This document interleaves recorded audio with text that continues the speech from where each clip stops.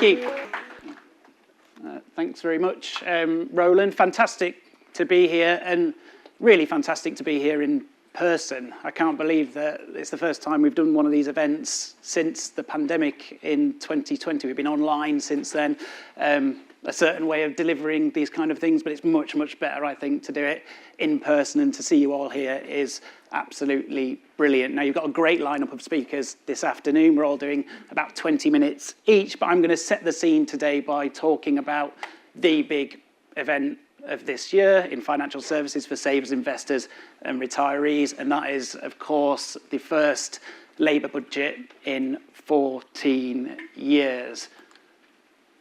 So just in terms of a quick run through of the things I'm going to go through today, so we'll set that scene with how we got to the budget that we saw on October 30th, and then cover some of the big themes that affect savers, investors and retirees. So something that wasn't necessarily mentioned, but it's really important, the continuing freeze in tax thresholds. Then slightly depressingly, I'm going to talk about death. You're going to get death twice today from me and Lisa Webster. Lisa's going to cover it in much more detail, but I'll just touch on what Labour has proposed from April 2027. Then something we were all expecting, frankly, a hike in capital gains tax rates, what that means for people and how you can potentially mitigate your capital gains tax bills. I'll then look at something that wasn't mentioned, but is always mentioned before the budget, rumours around pensions tax relief and tax-free cash. And then finally, the government's ongoing drive to get more investment in productive assets and UK PLC. So that, I was going to say there's the star of the show, but maybe the villain of the piece is more accurate based on the reaction of this room. So yes, Rachel Reeves, our Chancellor of the Exchequer. Now, in the build-up to the budget, and indeed during the general election campaign, there were probably two messages that Labour wanted to get across to you. The first was that Keir Starmer's dad was a toolmaker. The second was that the last lot left the country in a big financial mess. Now, this is new government 101. You come into power, you open the books, you say things are a lot worse than we thought, and you front load all of the financial pain. So depending on where you read, there was a £22 billion black hole, in inverted commas. Some places said it was a £40 billion black hole. The key message being that the UK's finances are in a difficult position, and there's going to be some fiscal pain for us all to feel somewhere or another.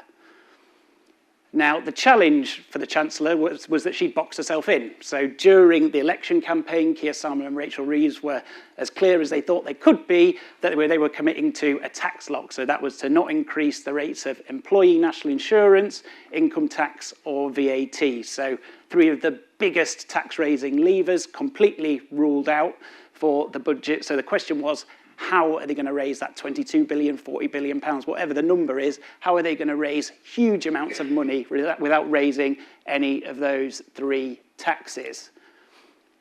The answer, of course, was hitting employers. The political reason for that, fairly straightforward. Employers don't vote in general elections. So from the government's perspective, you raise most of the money from employers through an increase in national insurance contribution rates and by reducing the point at which national insurance kicks in. And they would hope they can raise the money without taking quite the political hit that they would take if they raised, for example, the rate of income tax. So Labour would say that that's them sticking to their pledge not to hit working people. I promise that's the last time I'll use those two words in this presentation, because I know we're all sick of them. But of course, we all know that the reality is, while those rates aren't going to go up, clearly employers have got limited options in terms of what they do with that extra cost. So they could take the hit and just accept they're going to make a bit less money. They could invest less in their workforce, or they could look to reduce growth in pay and pensions and things like that. And generally, what we see when costs for businesses go up through national insurance is that most of that ultimately is passed on to the workforce. Now, in terms of the things that impact on individuals, one of the biggest things that is going to impact on anyone who's working or in retirement is the continuing freeze on income tax thresholds. So as I said, there was this commitment not to raise income tax rates. That doesn't mean that employees won't see their income tax bills rise. And we've seen that significantly, not just under this government, of course, but under the last government as a result of the decision to keep income tax thresholds frozen. So as I say, the decision to maintain that deep freeze on thresholds means millions of people are being dragged into higher income tax bands over the coming years. And indeed, that's already happened over the last few years.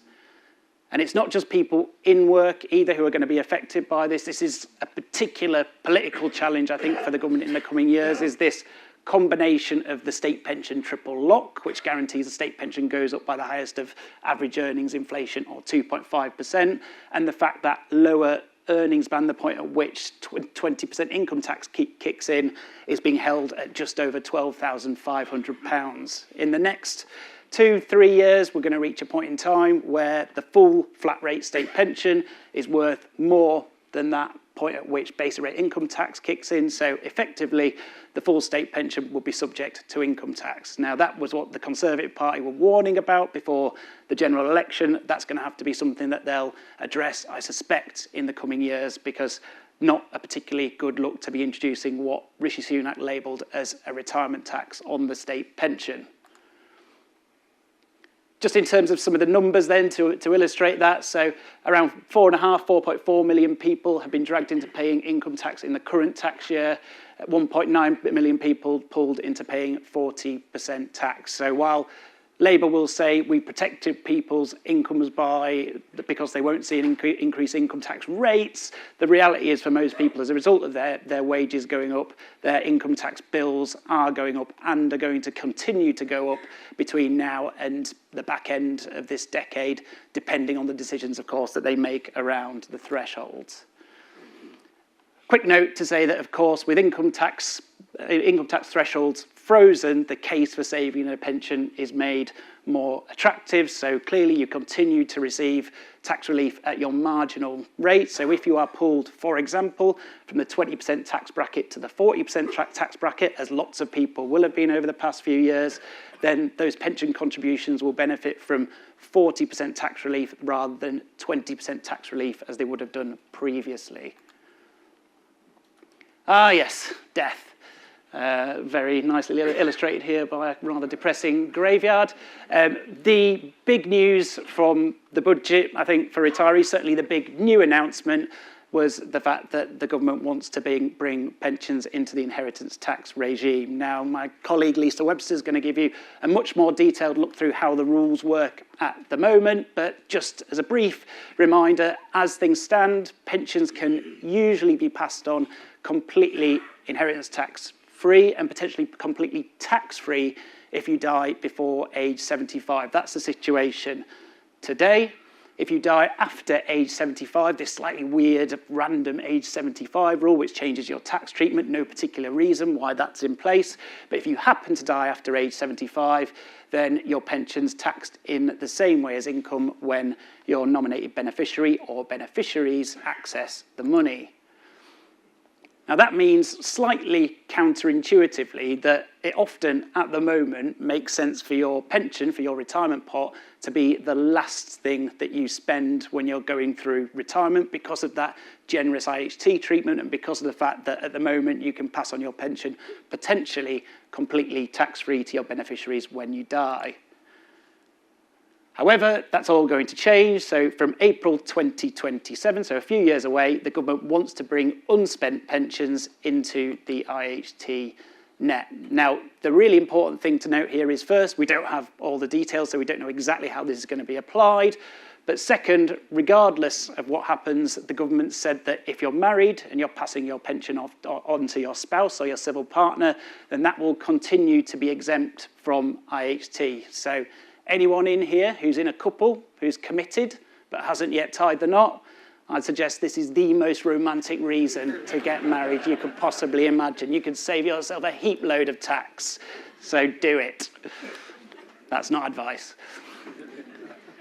As I mentioned, the details of exactly how this is going to work are not clear. It's something that I've been working on quite significantly over the past few weeks. What they proposed is is really complicated. It's potentially going to lead to quite a lot of delays and extra costs at the point of death when people are trying to pass money on to the beneficiaries at what will be quite a difficult emotional time for lots of people. But the really important thing to remember here is don't make any panic decisions now. It might be tempting to look at ways to gift your money, for example, ahead of that April 2027 deadline to try and reduce your IHT bill.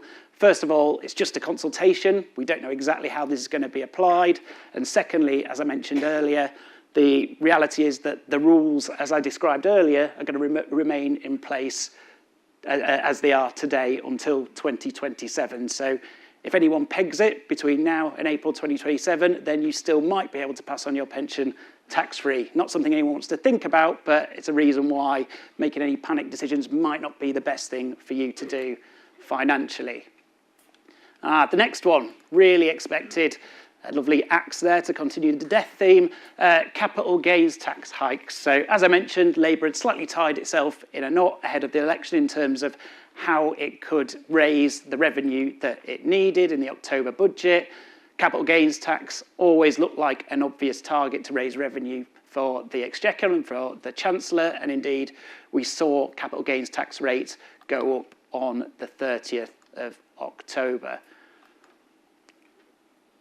So those CGT increases across the board, so increases in the rate applied to trustees and personal representatives, also on business asset disposal relief. But for most people here, the main news that will potentially affect assets that aren't held within tax wrappers like ISAs and pensions was the increase in the main rate of capital gains tax outside of residential property. So doubling if you're a basic rate taxpayer from 10% to 20%, and increasing from 18% to 24% if you're a higher and additional rate taxpayer, which of course follows years of the capital gains tax allowance being reduced, all of which means it's even more important now than it was before to think about ways that you can save and invest your money to minimise your capital gains tax bills. And there are various straightforward ways that you can do this. So I won't go through these in detail because I'm on the clock, but pensions and ISAs, the simplest way of minimising your capital gains tax bills, so the money that grows within a pension and ISA remains free of CGT. Bed and ISA transactions, also an option for those who might be interested, so you can sell down your unwrapped assets at the same time as buying those assets within that £3,000 annual capital gains tax allowance and potentially pay no capital gains tax on that transaction. Multi-asset funds in unwrapped investment accounts, again, quite an interesting option. So if you invest in those multi-asset funds and then there's rebalancing done by the fund manager of the investments underneath it, then that rebalancing activity won't be subject to CGT where there's a gain on those assets. Slightly more complicated, you need a whole 2 or 3 presentations on these, but VCTs, AISs and SEISs, so ways to invest in startup companies, quite risky. I'd recommend taking independent financial advice before considering anything like that, but they are ways that you can minimise your CGT bill. And then finally, something that's not always thought about, investment in UK government debt, gilts. So if you want to buy UK government gilts, any growth on those gilts, the rate that you get back, there'll be no CGT to pay. Something that between 2010 and 2018, 2019 wouldn't have been something many people would have considered because the rates on offer were really low. The rates on offer now are actually not too bad. You can get around 4%, 3-4% on return on those investments. And as I say, no CGT to pay. That's an incredibly quick run through of some of the things you can do, but there are options, really important options that you consider as part of your financial plan to reduce the amount of capital gains tax that you'll pay in the coming years. Now, something that wasn't in the budget, but every single newspaper in the country told us was going to be in the budget, reforms to pensions tax relief and pensions tax-free cash. Now, I'm sure lots of people in the room, like I am, are veterans of the rumours that kick off ahead of budgets around tax relief and tax-free cash. Usually the suggestion is, 1, that higher rate pensions tax relief is going to be scrapped, and 2, the tax-free cash entitlements you can enjoy from age 55 today will be reduced from the current level of £268,000 or abolished altogether. Now, the grim picture that Rachel Reeves set out and Keir Starmer set out ahead of the election and post-election meant that those rumours really ratcheted up this time round. And we saw, unfortunately, significant activity across the pensions industry, both in terms of people paying extra contributions in, not necessarily so bad, but to avoid presumably the potential for a reduction in the tax relief available. And more worryingly, we saw more people taking their tax-free cash ahead of the budget, presumably because they were concerned that their tax-free cash entitlement was going to be reduced or abolished altogether. Now, neither happened. Luckily, we're only going to get one fiscal event next year, so we can wait until next autumn, until we get the next round of rumours, but they will come. AJ Bell's been calling on the government to introduce what we've called a pensions tax lock to deliver at least some certainty to everyone who's saving in a pension. So that would mean that tax relief and tax-free cash, the government commits to change neither of those, at least for the rest of this Parliament. We'll keep knocking on their door for that.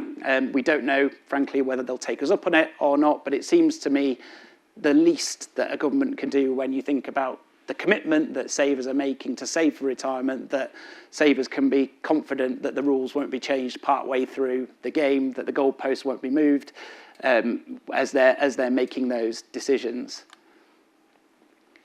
Now, finally, just moving on to the UK agenda, the pro-UK agenda. So two parts to this. So firstly, I'm sure a lot of you are aware, the previous government proposed creating a UK ISA. This was a really complicated venture put forward by Jeremy Hunt, the idea being there'd be an extra £5,000 of ISA allowance above the existing overall £20,000 ISA allowance, but that money would all have to be invested in as yet undefined UK-type companies. Might have been UK funds, might have been investment trusts, might just have been direct UK stocks.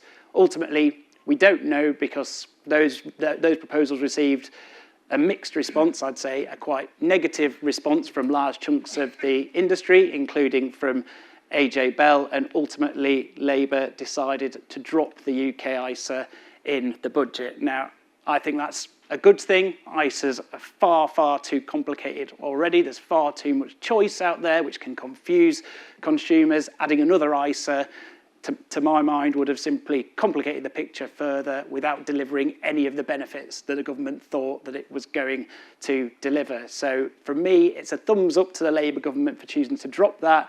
What we need to see now is simplification of the ISA framework. We've had conversations with Labour around that. We're reasonably confident that we'll see something from them on trying to make it easier for investors to save through ISAs, hopefully in 2025. So watch this space.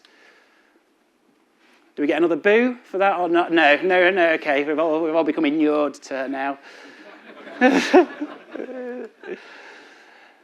But the Mansion House agenda, which many of you will have read about, I'm sure, continues. So UK ISA has gone, at least for the time being, but the government is incredibly keen to continue the work that Jeremy Hunt started in his Conservative government of trying to get more of other people's money, other people's pension assets invested in productive assets and in the UK economy. Now, as I say, that was kick-started by the Conservative government and is being continued and indeed probably accelerated by the current Labour government. So what they're focusing on here is consolidation. So trying to get, I think it's 86 local government pension schemes combined potentially into a few of those schemes, doing the same thing with workplace defined contribution schemes, trying to get them combined with the hope that this smaller number of larger fund will be more able and more willing to invest in illiquid assets within the UK that they hope will drive economic growth in this country, something which has been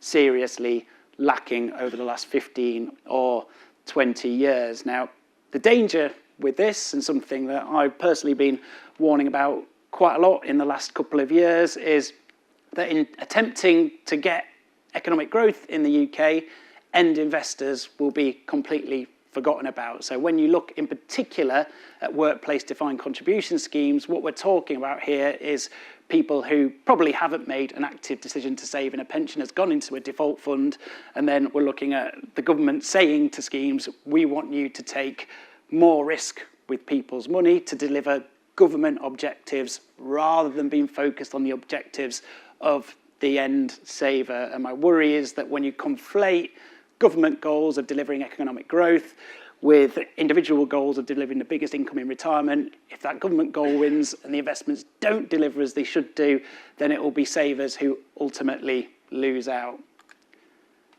Now, my light's flashing, the red light. I think I went about 30 seconds over there. Did I? Something like that. Thanks very much for listening to me. Now, I'll be around at the AJ Bell stand in the break, so if anyone wants to talk or ask any questions, then happy to take them. But thanks very much for listening. Cheers.